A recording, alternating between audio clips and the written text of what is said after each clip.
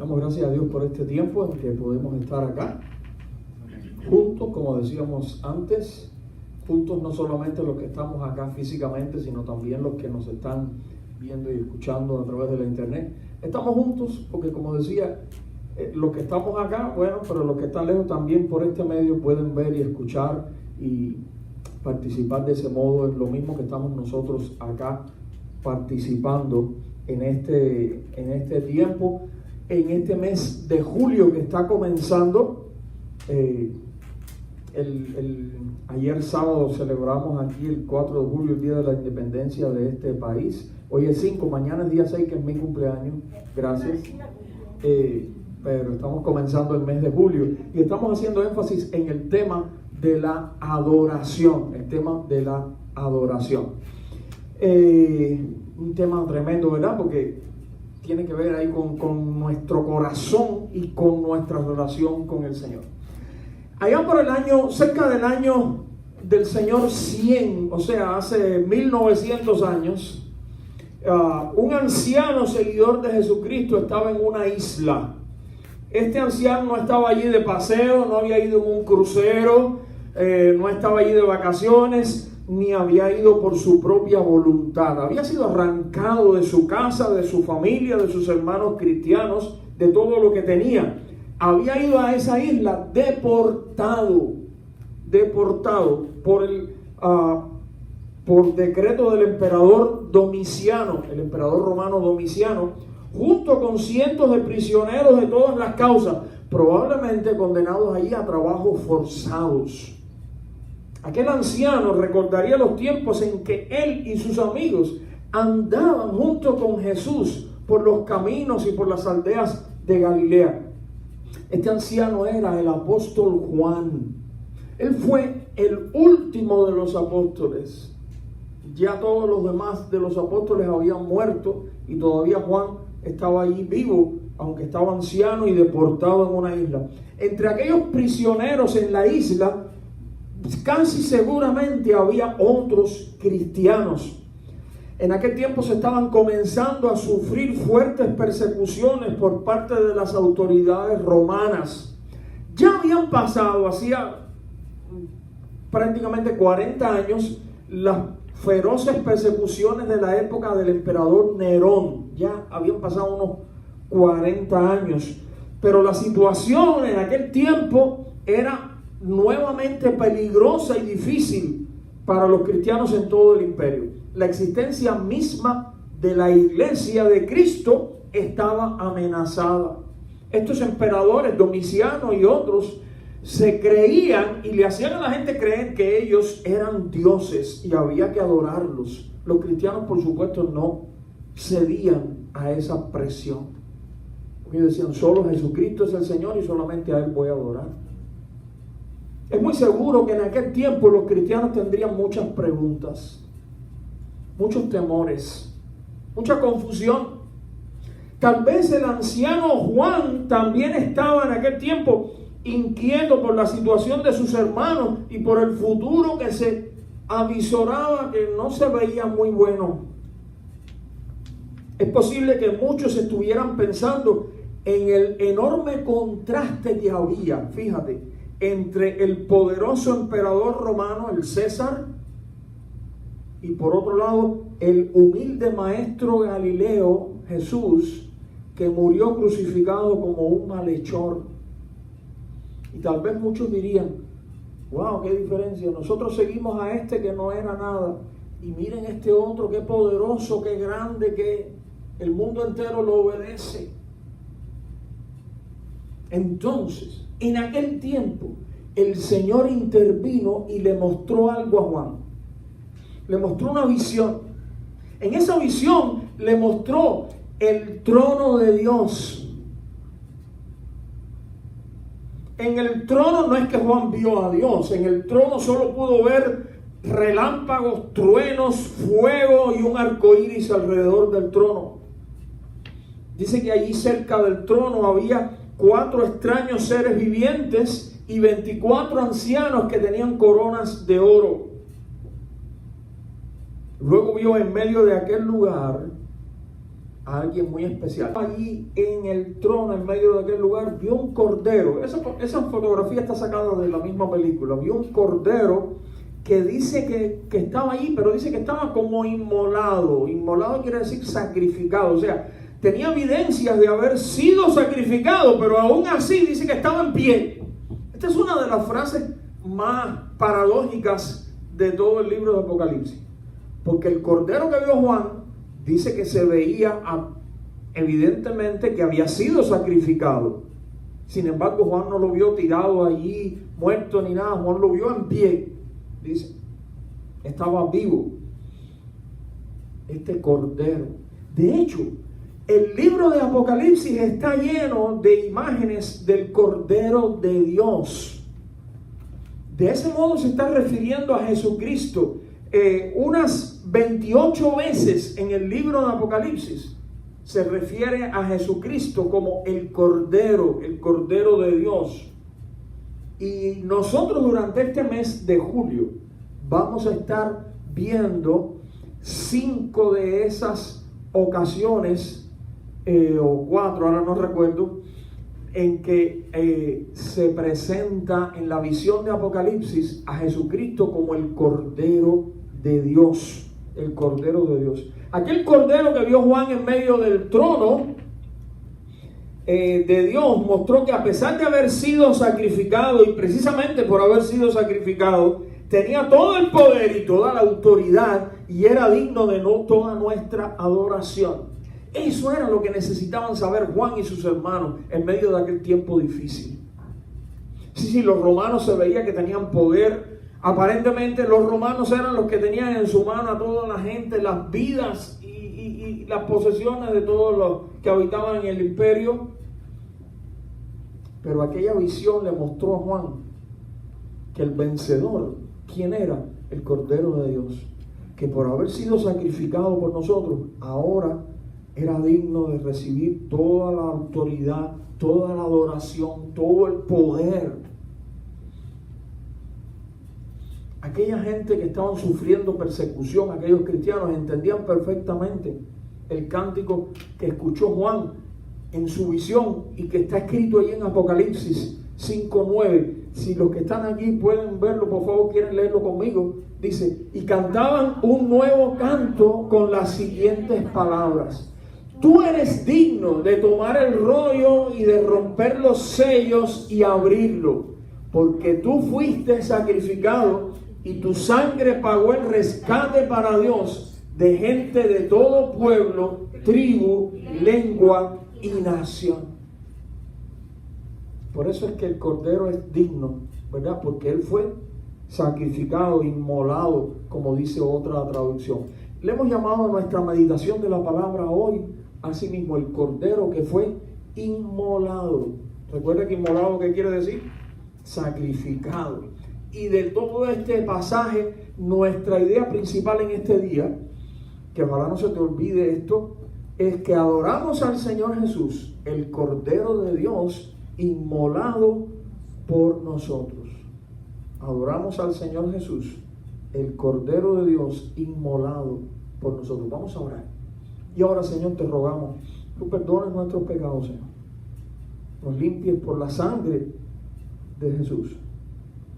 Y en el nombre de Él, Señor, te suplicamos que tú bendigas a cada uno de los que está aquí presentes, adultos o jóvenes, que bendigas a los que están viendo o escuchando, Señor, desde sus casas o de cualquier otro lugar, adultos o jóvenes.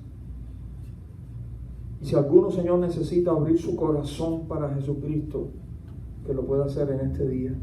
Pero que todos, Señor, nosotros podamos salir de aquí con el deseo y la convicción de adorarte, porque solamente tú lo mereces. En el nombre de Jesús. Amén. ¿Qué hechos importantes acerca del Señor Jesús nos presenta Juan en su visión del Cordero inmolado?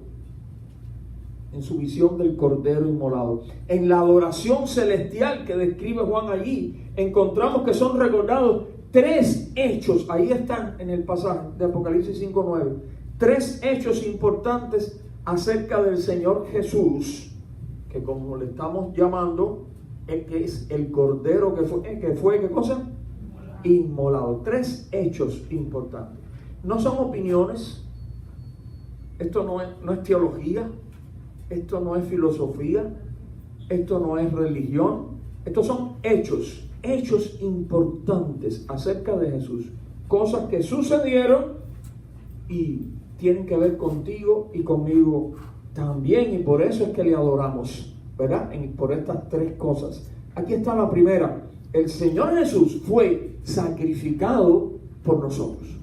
El Señor Jesús fue sacrificado por nosotros.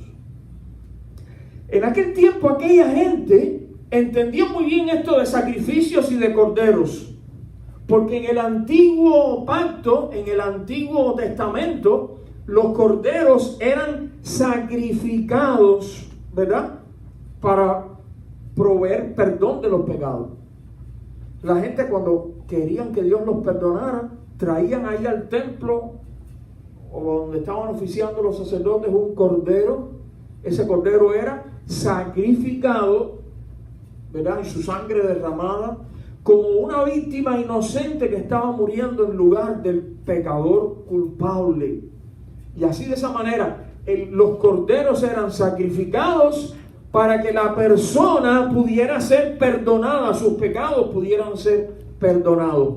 Dice en Éxodo 12:3, en la ley de Moisés, dice: anuncien a toda la comunidad de Israel que el 10º día de este mes, está hablando del mes de Nisán, que era en el que se celebraba la fiesta de la Pascua, cada familia deberá seleccionar un cordero. ¿Para qué dice? Para hacer un sacrificio. Cada año las familias en Israel, hasta el día de hoy, siguen celebrando esta fiesta. Lo único que ya hoy en día, como no tienen templo en Jerusalén, no lo hacen con un cordero sacrificado. Así que ya está perdiendo por ahí mucho de su sentido la fiesta de la Pascua, porque la fiesta de la Pascua, desde aquella primera noche que se ordenó por el Señor, llevaba el sacrificio de un cordero. Dice en el libro de los Números, capítulo 28, dile a los israelitas: esta es la ofrenda especial que deberán presentar al Señor como ofrenda quemada diaria. Esto es aparte de la Pascua. Esta era una ofrenda que se presentaba en el templo. ¿Cuándo? Diariamente. Dice: ofrezcan 2 corderos de un año que no tengan ningún defecto. Sacrifiquen un cordero por la mañana y otro al atardecer. Estos no eran por una persona en específico. Esto eran por los pecados del pueblo. Esto era para pedir al Señor perdón, misericordia, su gracia, que mirara al pueblo con gracia y con este perdón. En segundo lugar, los profetas anunciaron que un día iba a venir alguien. Ellos no dijeron el nombre y los apellidos, pero sí anunciaron que iba a venir alguien que iba a ser sacrificado, llevando o cargando los pecados de toda la humanidad. Los profetas en Israel dijeron muchas cosas, pero esta fue probablemente la más grande que ellos dijeron. Ellos estaban anunciando, y lo vamos a ver ahora, que a veces lo dijeron, pero con una claridad increíble, que un día iba a venir alguien, y ese alguien iba a estar cargando con los pecados de la gente, y por cargar con los pecados de la gente iba a ser sacrificado, muerto, para pagar por el perdón de nuestros pecados. Entre ellos está el profeta Isaías. Isaías es un profeta tremendo en sus escritos.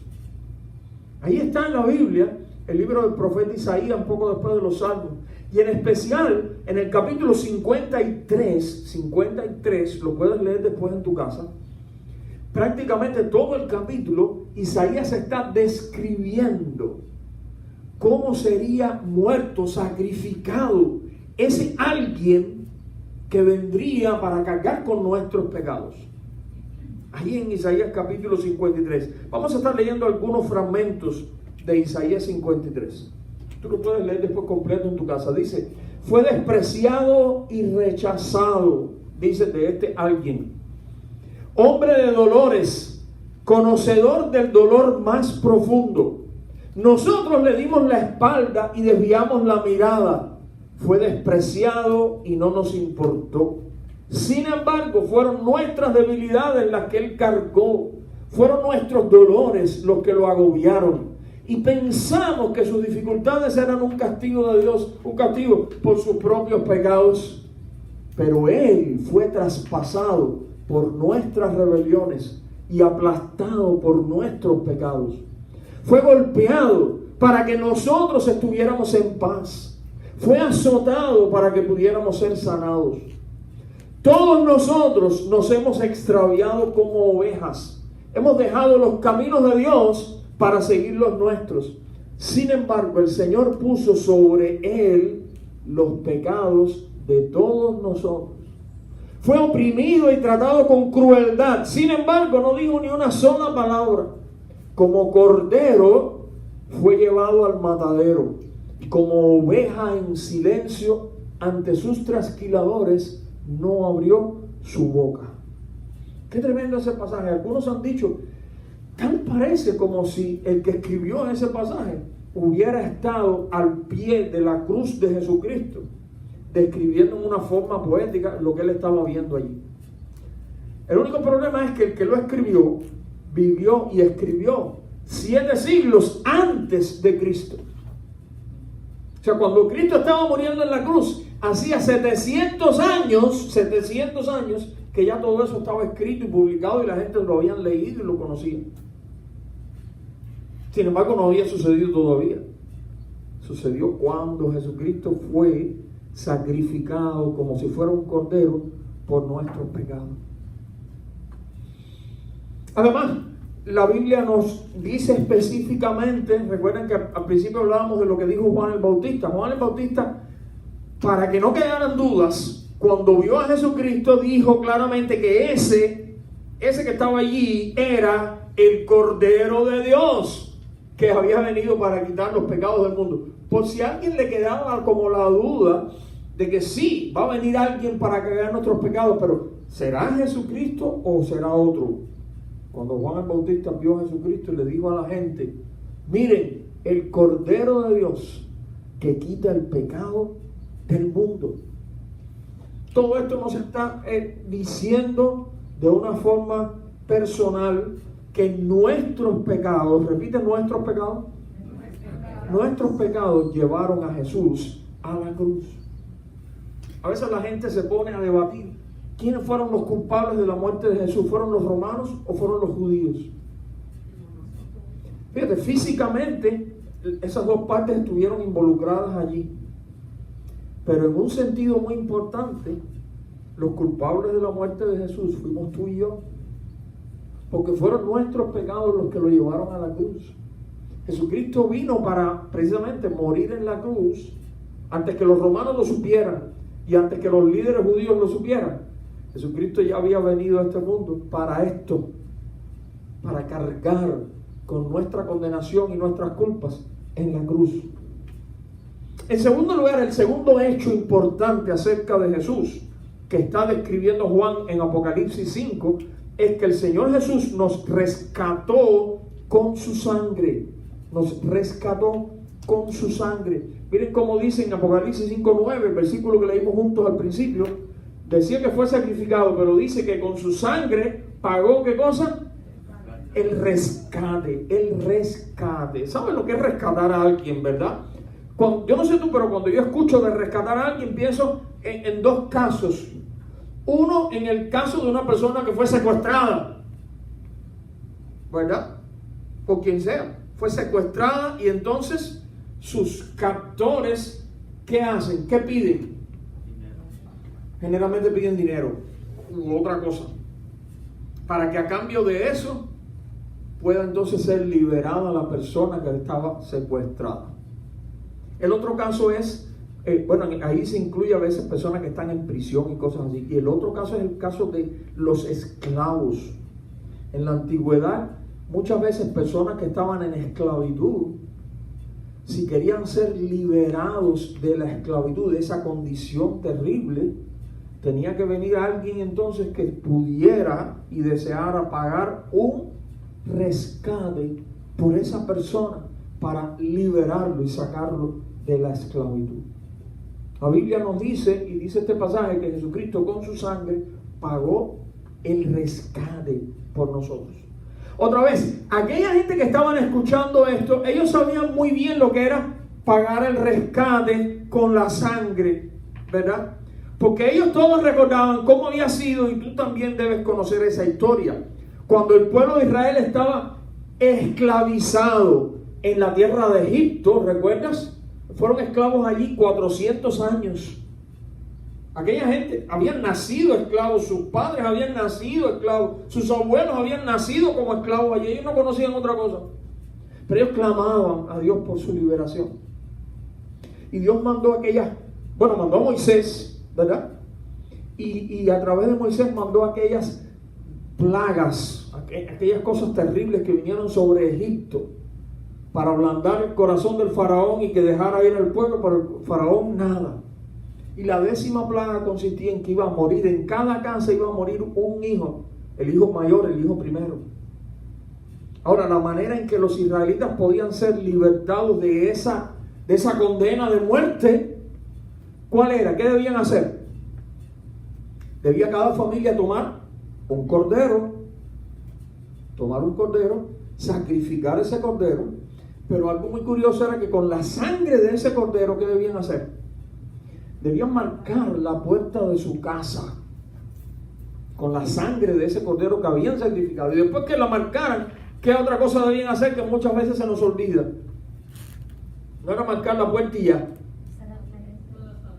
Tenían que meterse toda la familia allí adentro y no salir. No era, marco la puerta de mi casa y me voy de vacaciones.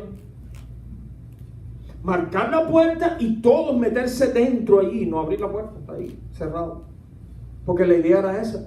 Yo le digo, cuando pase el ángel de la destrucción por allí, vea esa casa marcada con la sangre del cordero, pasará de largo. Y por supuesto, ¿quiénes eran los que se iban a librar? Los que estaban dentro de la casa. Si alguien de la familia estaba afuera, pues moría entonces también. De esa manera, en el pueblo de Israel aquella noche, las familias fueron salvadas, liberadas, porque ya esa noche se concretó la liberación de los israelitas de Egipto. ¿Por qué cosa? Por la sangre de los corderos. Por la sangre de los corderos. Leemos otra vez el pasaje ahí en Éxodo capítulo 12. Luego Moisés mandó llamar a todos los ancianos de Israel y les dijo: vayan y seleccionen un cordero o un cabrito por cada una de sus familias y maten el animal para la Pascua. Dejen escurrir la sangre en una vasija. Después tomen un manojo de ramas de hisopo y mójenlo en la sangre. Con el hisopo unten la sangre en la parte superior y en ambos lados del marco de la puerta de sus casas.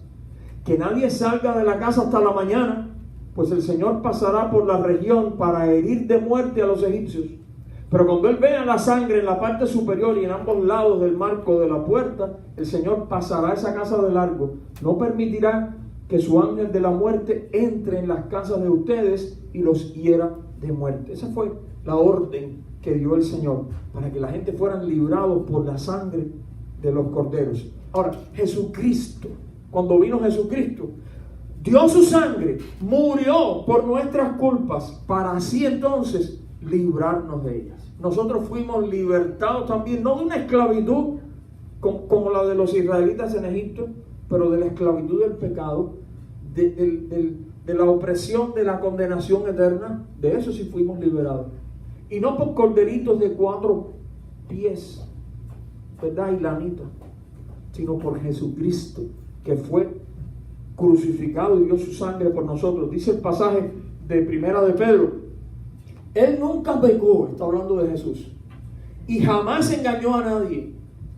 O sea, era como un cordero sin mancha, Él mismo cargó nuestros pecados sobre su cuerpo en la cruz, para que nosotros podamos estar muertos al pecado y vivir para lo que es recto. Jesucristo entonces así nos sacó de la esclavitud del pecado y nos rescató o libertó para Dios. Dice Pedro también: pero ustedes saben que Dios pagó un rescate para salvarlos de la vida vacía que heredaron de sus antepasados. Sí, Él pagó un rescate. Y el rescate que Él pagó, no consistió simplemente en oro o plata. O sea, en este caso no fue dinero, sino que fue la preciosa sangre de Cristo, el Cordero de Dios, que no tiene pecado ni mancha. Hago un pequeño paréntesis rápido, una pequeña aclaración importante pero breve.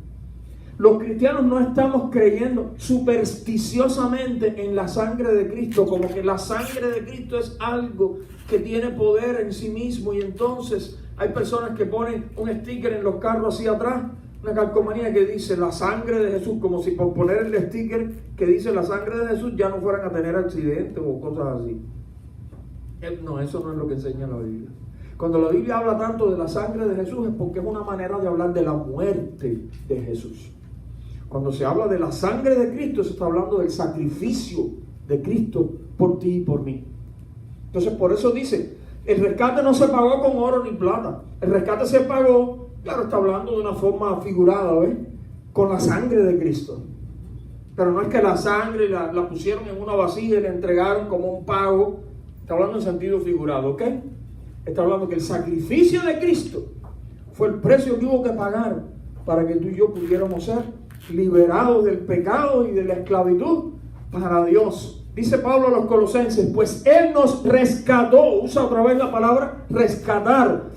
Probablemente en tu Biblia se use más la palabra redimir, pero es lo mismo. Redimir es esto, es rescatar. Y cuando tu Biblia habla de Jesucristo como el Redentor, lo que quiere decir es que es el que rescata, el que redime. Pues Él nos rescató del reino de la oscuridad y nos trasladó, amén, ¿verdad?, al reino de su Hijo amado, quien compró nuestra libertad. Ya sabemos cuál fue el precio. Quien compró nuestra libertad y perdonó nuestros pecados. Así que de esta segunda parte, esta es la lección que sacamos. Somos libres, ¿por qué cosa? Por la sangre de Jesús. No la sangre de los animalitos, sino la sangre de Jesús. Y el tercer hecho que podemos extraer de lo que Juan escribe en Apocalipsis es que el Señor Jesús, con aquello que Él hizo allí, nos hizo a nosotros, los que somos de Él, reyes y sacerdotes. Reyes y sacerdotes. Tú, por la sangre de Jesucristo, por el sacrificio de Jesucristo, si tú crees en Jesucristo, si tú eres un seguidor de Jesucristo, tú fuiste hecho rey y sacerdote.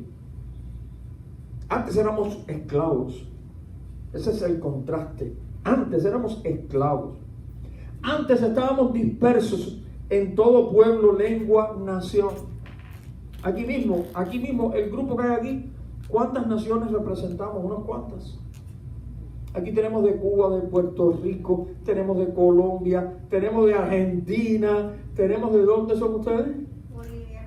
De Bolivia, tenemos de México. Imagínense usted, aquí en este grupito pequeño que estamos acá, y de Brasil, pero bueno. Ella es descendencia dominicana. El papá de República Dominicana también tenemos ascendencia allí. Wow. Estábamos regados por todo el mundo nosotros, ¿eh? Pero el Señor Jesucristo nos sacó de la esclavitud, allí mismo de donde éramos, de diferentes naciones, incluso de diferentes lenguas. Nosotros aquí todos hablamos la misma lengua, pero vimos en el video cuántas lenguas tan diferentes, ¿verdad? El Señor Jesucristo nos sacó de eso. Dice el pasaje en Apocalipsis 5:10, dice, los hiciste reyes y sacerdotes para nuestro Dios. Está hablándole al Señor Jesucristo. ¿Cómo estábamos antes? Dice Pablo a los Efesios, en esos tiempos ustedes vivían ¿cómo? ¿Y dónde dice? Apartados de Cristo. Ustedes vivían en este mundo sin Dios y sin esperanza. Uno de los engaños más grandes que hace Satanás, el diablo, a la gente hoy en día, ¿saben cuál es? Hacerles creer que todo el mundo está bien con Dios. No importa lo que crean, no importa lo que no crean, no importa lo que hagan, no importa lo que no hagan, no importa lo que piensen, lo que no piensen, no importa. Dios es muy bueno y todos estamos bien con Él. No, eso no es lo que enseña la Biblia. Perdóname, eso no es lo que enseña la palabra de Dios. O sea, eso no es lo que dice Dios. Cuando Pablo le está hablando incluso a los cristianos, a los seguidores de Cristo, ¿qué dice? En otros tiempos, ¿verdad? Antes, dice, ustedes vivían, ¿cómo dice? Apartados de Cristo. Ustedes vivían en este mundo sin Dios y sin esperanza. O sea, no era un problema solo de que había que pensar positivo, ¿verdad? De que había que confiar, que había que comer vegetales. Todo eso puede ser bueno, pero no se trata de eso. Se trata de que vivíamos sin Dios y sin esperanza. Tal vez alguien diga, pastor, pero yo siempre he creído en Dios. No estamos hablando de creer en Dios. La Biblia dice que los demonios creen en Dios. Se trata de vivir sin Dios, que es diferente. Y sin esperanza, apartados de Cristo. Pero ahora es diferente. Ahora es diferente porque ahora estamos en Cristo. Si tú estás en Cristo. Dice el apóstol Pedro, pero ustedes, no es todo el mundo, es los que son de Cristo, dice, pero ustedes son, ¿qué cosa? Sacerdotes al servicio del Rey. Dice otra traducción, real sacerdocio. Es la idea. Sacerdotes al servicio del Rey. Como sacerdotes, que somos todos nosotros no creemos en la necesidad de una casta de sacerdotes, de un grupo de sacerdotes designado especialmente para que esté entre nosotros y Dios. No necesitamos eso. Porque dice la Biblia que nosotros, todos los cristianos, somos sacerdotes al servicio del Rey. Pastor, ¿y yo soy un sacerdote? Sí. Por lo menos fuiste nombrado así. ¿Qué cosa es lo que debo hacer como sacerdote? Debemos representar a la gente ante Dios y debemos representar a Dios ante la gente. No es que la gente nos necesite para acercarse a Dios. No. La gente no nos necesita para acercarse a Dios. La gente necesita a Jesucristo.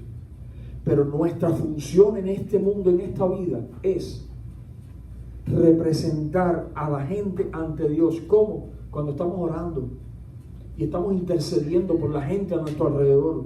Cuando tú veas noticias que te llenan la cabeza de humo y tú veas la maldad y la sinvergüencería y la hipocresía y la corrupción y la violencia en este mundo, ¿sabes cuál es la mejor respuesta? Que terminando de ver la noticia o parando la noticia, ¿qué hagamos? Orar por esa gente que están perdidos, que están apartados de Dios, como tú y yo estábamos antes, ¿sabes?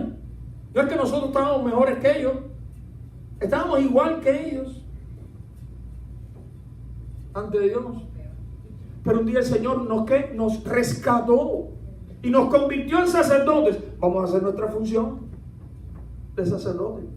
Vamos a presentar a toda esa gente ante Dios en oración, a presentar a nuestros vecinos ante Dios, a nuestros amigos, a nuestra familia ante Dios. Pero también presentarle a Dios a la gente cuando le compartimos de Jesucristo, ya sea con nuestra boca o ya sea con lo que ponemos o mandamos o enviamos, ¿verdad? En nuestras redes sociales, en lo que fuera, por teléfono, pero le estamos compartiendo a la gente acerca del Señor. Ahora somos parte de un reino. ¿El reino de quién? El reino de Dios. Y un día reinaremos con Él como reyes.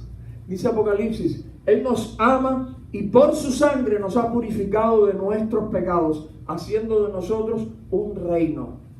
O sea, el Señor nos ha convertido para Él por su gracia, ¿verdad? No lo merecíamos, nos convirtió en reyes. Ahora, cuando dice reyes y sacerdotes, los cristianos nos gusta la parte de reyes, ¿verdad? Nos sentimos reyes y reinas. Pero la parte de que somos sacerdotes y tenemos que funcionar como sacerdotes, esa parte como que se nos olvida.